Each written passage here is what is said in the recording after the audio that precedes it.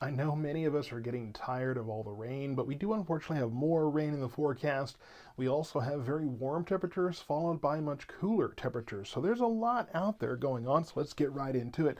First of all, I want to show you where the rain is this afternoon, all west of us, west and northwest of us, and a few rumbles of thunder west of Fort Worth, but really not much outside of that. Now, we do have a lot of clouds, courtesy of this flow from the southwest, bringing in a lot of this Pacific moisture. So we have plenty of clouds here. We have Gulf moisture moving in as well. And the clouds will help us stay relatively cool today. Now, relatively cool, it's a little strange for me to say that because I'm talking 80, 81 degrees for our highs, and then the norm is in the upper 70s here. So we're warmer than normal either way, but the cloud cover is going to keep us at 80, 81 instead of 85, 86, 87 range. Now, overnight tonight, we are still warmer than normal, 65, 66 for your lows with a normal low of 55. So here's, for one, we do have to talk about the allergy. We're still in the high range for the pollen. This is not updated here. One detail I forgot to update there, but either way, the pollen in the air is high, and I'm sure you're going to feel that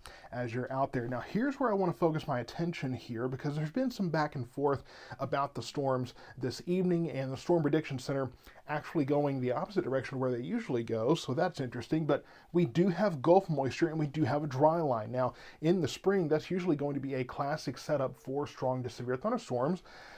But we do have a cap in place. And so what is the cap? Just a quick primer. The cap is a plume of warm air that comes in off the Mexican plateau, and it limits storm development. It's a warm layer up there that once the clouds hit it, they can't go much higher. So it kind of keeps them on the lower side, prohibits that storm development, and so that could very well limit our storm creation. Now, I will say that in order to break the cap, we would probably need to be 85, 86, 87 degrees, so the cloud cover's helping with that today.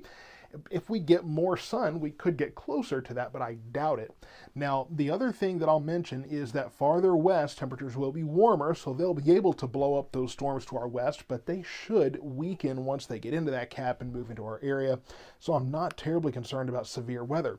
Here's where the Storm Prediction Center has this. Now, they had this enhanced risk up here by Vernon, Wichita Falls, stretching down towards Abilene, but they have since gotten rid of that, pushed the slight risk west, and pushed the marginal risk west even. So only a part of our area is included in that. And so, yeah, really looking at the probability at this point that anything that moves in weakens. And as far as that risk analysis, there is a very low tornado risk. Very low. I really don't see these storms holding on to their organization that long, but we could have a couple that maintain some larger hail and stronger winds as they come in. But really, that's going to be if the storms even make it here. Not looking very likely. So here's the timeline here. Here's the high resolution model, just taking a quick look at what it's telling us. Storms to our northwest, we do expect that, but as they go on, losing organization, you can see maybe just a few of those stretching to our area.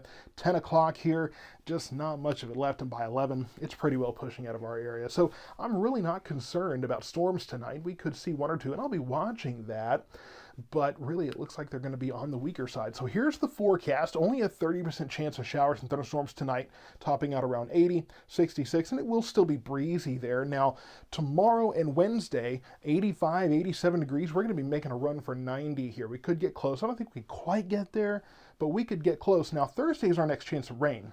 There will be a disturbance coming in, and there's going to be a front moving into our region. Now, it looks to stall out.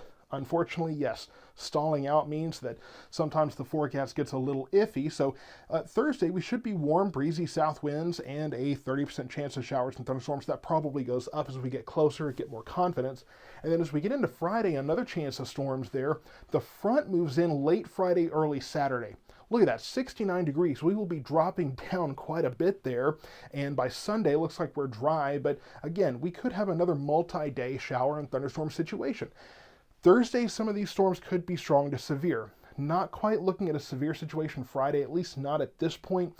And then Saturday, I think, is mostly going to be rain behind the front.